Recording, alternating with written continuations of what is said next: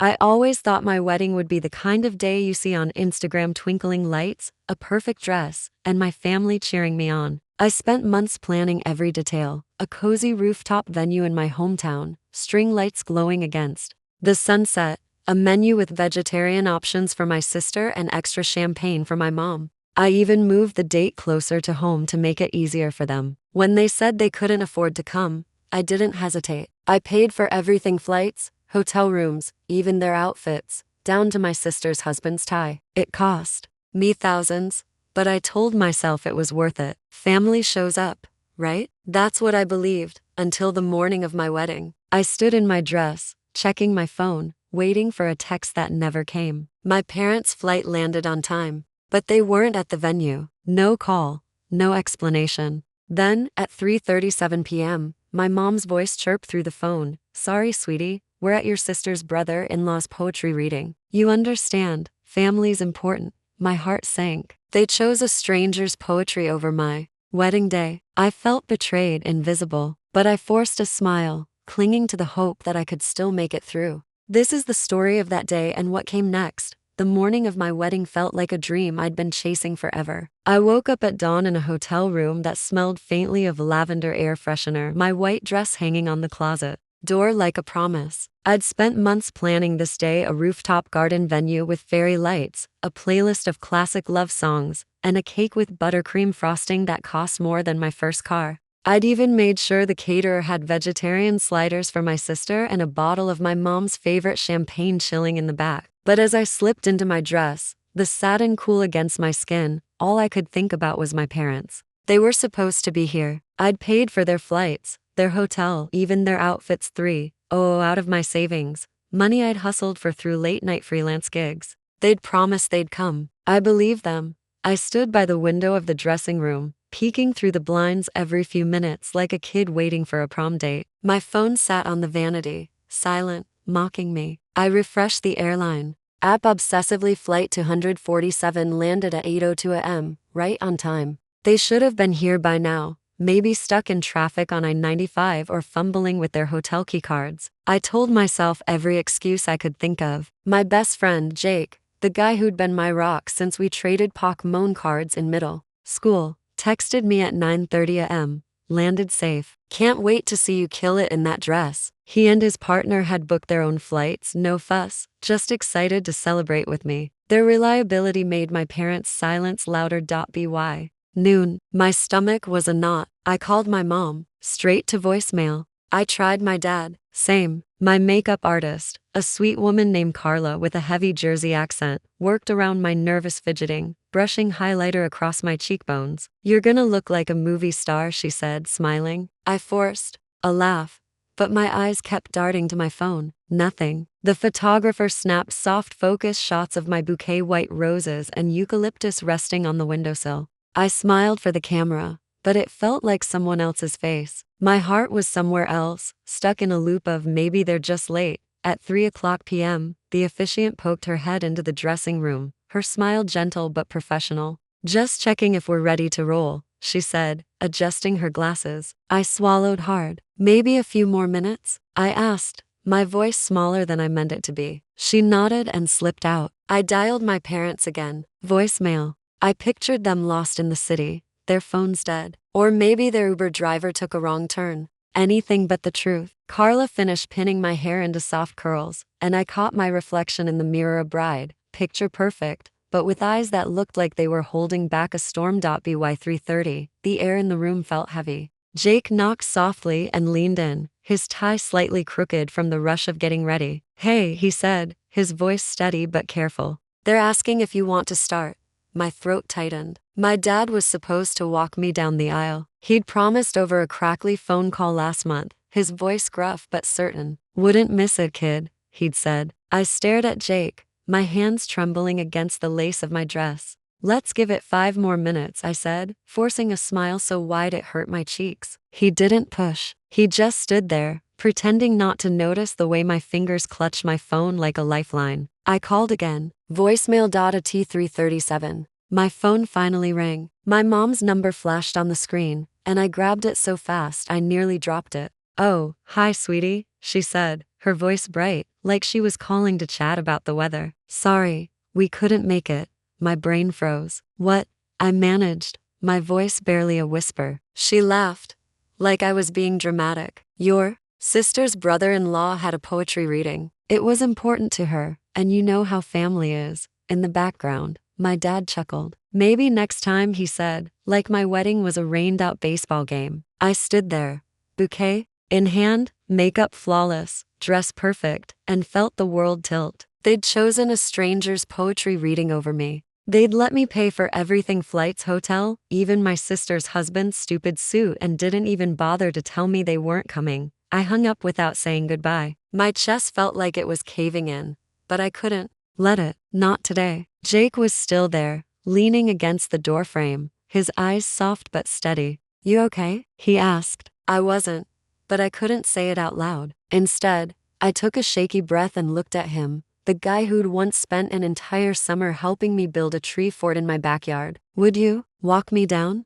I asked, my voice cracking. His face lit up, no hesitation. "Of course," he said, offering his arm like it was the most natural thing in the world. The ceremony went on. I walked down the aisle, arm in arm with Jake, under the glow sentimiento de las luces dejadas. The crowd smiled, clapped, some even teared up. My husband-to-be stood at the altar, his grin wide enough to light up the whole city. We said our vows, exchanged rings, and sealed it with a kiss that tasted like hope and promises. I smiled through it all, my cheeks aching from the effort, my heart heavy with the absence of the people I'd spent my life trying to please. The guests danced, laughed, and toasted to love under the string lights I'd hung myself. I cut the cake, twirled with my new husband to a John Legend song, and laughed at bad jokes from cousins I barely knew. But inside, something cold and hard ascendi al cello hard settled in my chest, a quiet, unshakable reminder that I wasn't enough for the people who mattered most. Every time I checked my phone, hoping for a message, an apology, anything, it was silent. I kept going, kept smiling, because that's what you do when the day you dreamed of feels like it's slipping through your fingers. I wasn't just a bride that day. I was a daughter learning that love doesn't always show up, even when you pay for its plane ticket. The wedding was over. The last of the guests had hugged us goodbye, and the rooftop garden was dark, save for the fairy lights I'd spent hours stringing up. My husband and I collapsed into our hotel room, the door shutting out the world with a soft click. My wedding dress lay crumpled on a chair, my bouquet wilting on the desk. The day had been beautiful: laughter, music, my husband's warm hand in mine, but it was haunted by absence. My parents hadn't shown up, choosing a poetry reading for my sister's brother-in-law over my wedding. I'd paid for their flights, their hotel, even their outfits. 3,500 drained from my savings, money I'd earned burning the midnight oil on freelance graphic design gigs. They hadn't even called to say they weren't coming. My mom's breezy, "You understand, family's important," and my dad's flippant "maybe next time" echoed in my head, each word a fresh cut. I'd spent my life trying to earn their love, but I was done being the invisible daughter. I sat at the desk, the city skyline glittering through the window, and opened my laptop. The screen's glow felt like a spotlight on a truth I'd avoided for too long. My sister, the golden child, had always skated through life on charm and my parents' excuses. Her husband, a kind man with a steady job, was her safety net, and theirs. He'd paid for their new deck, covered their overdue bills, even bailed out their failing catering business. But I knew the truth about her: the late-night texts bragging about her affairs, the voice messages mocking his trust, the photos of her with other men at dive bars, carelessly shared in family group chats. I'd saved them all, not out of spite, but because I was tired of pretending her lies didn't hurt anyone. My husband crossed the room, his tie undone, and leaned against the desk. "You sure you want to do this?" he asked, his voice soft but steady. I nodded, my fingers already moving. "I'm done protecting them," I said. I compiled the screenshots, recordings, and photos into an email, titled it "You Need to See This," and sent it to my sister's husband. As the sent notification flashed, I felt a spark of something new: control. The fallout hit like a summer storm. By morning, my phone was blowing up: 8 missed calls from my mom, 4 from my dad, and a frantic text from my cousin. "Your sister's husband walked out. Everyone's losing it." I didn't answer. I set my phone face down and curled up next to my husband, the hotel's AC humming softly. Over the next few days, the story trickled in through gossip and texts. My sister's husband had opened the email during the poetry reading, his face going blank as he scrolled through the evidence. He didn't make a scene, just left, drove home, and started packing. By Friday, he'd contacted a lawyer, and divorce papers were in motion. My sister played the victim, sobbing to my parents that I'd destroyed her marriage. They believed her, of course. They always did. My mom left a voicemail, her voice sharp. "How could you do this to us?" My dad texted, "Fix this, now." I didn't reply. Their anger felt like static, distant and irrelevant, but the real shock came when the money dried up. My sister's husband had been their financial crutch too. $0 for their business loan here, $500 for their electric bill there. Without him, their house of cards started to wobble. I heard their catering business was hemorrhaging clients, vendors refusing to deliver until old invoices were paid. That's when I made my next move. For years, I'd been their silent partner, covering their gaps when they overspent. I'd set up auto payments for their utilities, $150 a month for electricity, $80 for water. I'd co-sign their car lease when their credit score tanked. I'd even funneled $1,000 into their emergency fund when their roof leaked last spring. I'd done it out of guilt, out of some desperate hope they'd finally see me as enough. But I was done carrying their weight. I logged into my bank account, my hands steady as I canceled every recurring payment. I called the bank and pulled my name off their emergency fund, redirecting my savings to a new account with only my name on it. I contacted the car dealership and removed myself as a co-signer, letting their missed payments become their problem. No emails, no confrontations, just a quiet unraveling of the TIs I'd let them wrap around me. It took less than an hour, but it felt like years of weight lifting off my shoulders. I closed my laptop and looked out at the city, the lights, blurring through a sheen of tears I hadn't realized were there. For the first time, I wasn't their backup plan. I wasn't the daughter who fixed their messes while they ignored mine. The freedom didn't come with fireworks or a victory song. It was quieter, like the moment you step off a treadmill and realize you don't have to keep running. I walked to the hotel window, the skyline stretching out like a promise of something better. My husband sat on the bed, scrolling through his phone, his presence a steady anchor. "You good?" he asked, glancing up. I smiled, a real one this time. "Getting there," I said. The calls kept coming, my mom's voicemails growing sharper, my sister's texts a mix of rage and self-pity. "You're jealous," she wrote. "You always were." I didn't respond. My cousin texted again, saying their business was on hold and their house was listed for sale, spun as downsizing for retirement. I didn't feel the guilt I'd braced for. Instead, I felt light, like I'd finally dropped a backpack full of rocks I'd carried since I was a kid. That night, as I lay next to my husband, the hotel's heavy blankets cocooning us, I thought about the life we were starting. No more bailing out my parents' bad decisions. No more pretending my sister's lies didn't hurt. I'd spent so long trying to be the daughter they wanted.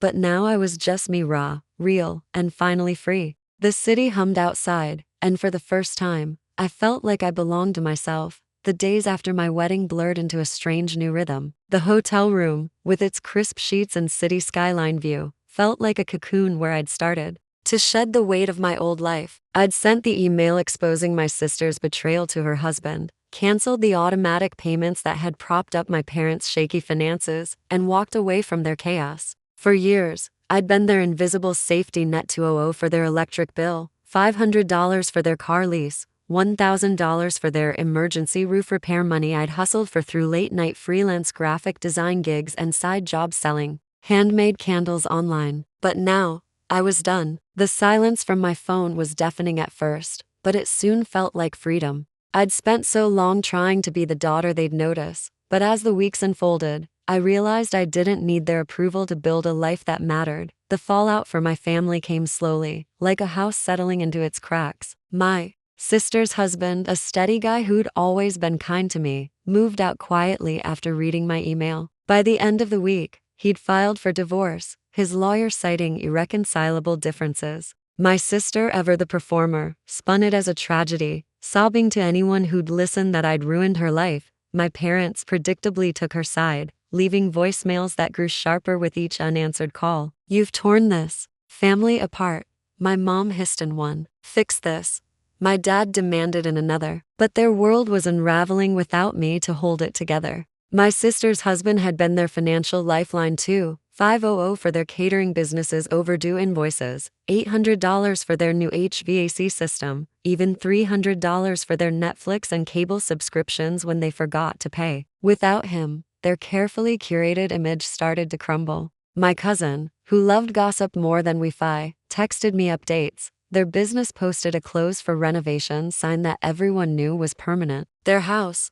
the one they'd bragged about at every family barbecue, hit the market as a downsizing opportunity, but whispers of a short sale followed. Their social calendar, once packed with neighborhood potlucks and charity galas, went quiet. The invites stopped, replaced by pitying glances from old friends. Meanwhile, I was building something new. My husband and I moved out of the hotel and into a small rental house on the edge of town, a fixer-upper with creaky floors and a backyard big enough for a garden. We spent weekends painting the walls a soft sage green, laughing as we flicked paintbrushes at each other like kids. He'd started a new job at a tech startup, and I was picking up more freelance clients, my Etsy shop finally gaining traction. For the first time, my money was mine, not funneled into my parents' endless emergencies. We'd sit at our second-hand kitchen table, splitting takeout pizza and dreaming about the future. One night, as we scrolled through Zillow listings for a bigger place, I felt a flutter in my stomach, a nervous,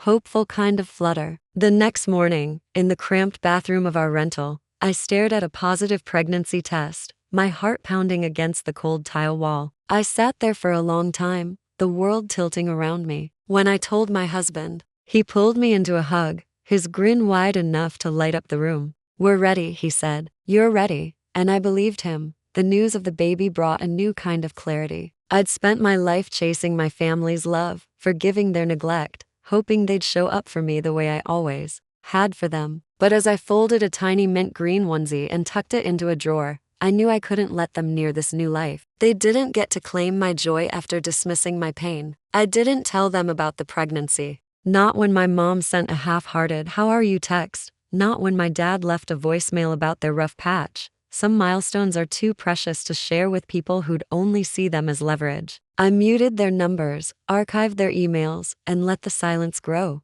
My cousin kept me updated. Anyway, their business was officially bankrupt. Their house sold at a loss. My sister crashing on friends' couches, still blaming everyone but herself. I didn't reach out. Not when the divorce was finalized, not when the bankruptcy papers were filed, not when their social media went dark, their curated posts replaced by radio silence. There were moments when the grief hit harder than I expected. I'd walk through Target, see a mother of the bride picture frame, and feel a pang, like my hand wanted to reach for it before my brain remembered they hadn't been there. Or I'd draft thank you notes for wedding guests and catch myself starting one for my parents, only to crumple it up. Once, at a coffee shop, a stranger saw my husband and me laughing and said, "You must have such a supportive family." I smiled, nodded, but inside, I laughed a dry, tired laugh, the kind you save for truths too heavy to explain. I'd spent years thinking letting go of them would feel like losing a limb, but it didn't. It felt like taking off a too tight pair of shoes after a long day. I wasn't falling apart. I was floating.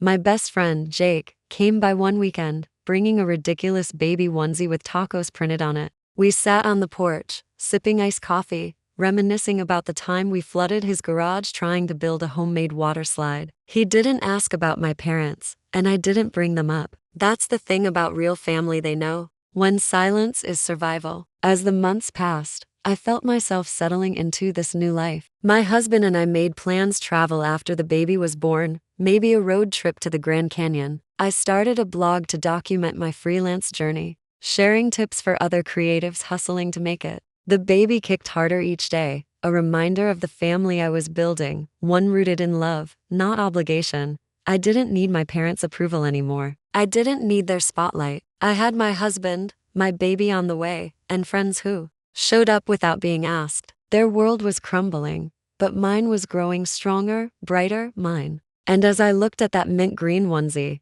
I made a promise. My child would never know what it's like to feel small in their own home. Rain battered the windows of our new home, a fixer-upper we'd painted sage green, when the doorbell rang 5 times in a row. Like someone was trying to break it, I peeked through the peephole and saw them, my parents and sister, soaked, suitcases at their feet, faces twisted with fury. They pushed past me without a hello, dripping water onto my hardwood floors. "We're not leaving until you fix this," my dad barked, planning himself by the TV. My mom demanded I call my sister's ex-husband, claim I'd lied about her affairs. My sister, dragging her duffel bag, snapped, "You ruined our lives." Their voices overlapped, a storm of blame and desperation. I stood there, pregnant, my hand resting on my belly, and felt oddly calm. "You're trespassing," I said, simply. They froze, like I'd spoken a foreign language. My husband dialed 911 behind me, his voice steady. "You don't call the cops on family," my dad growled. "Funny," I replied.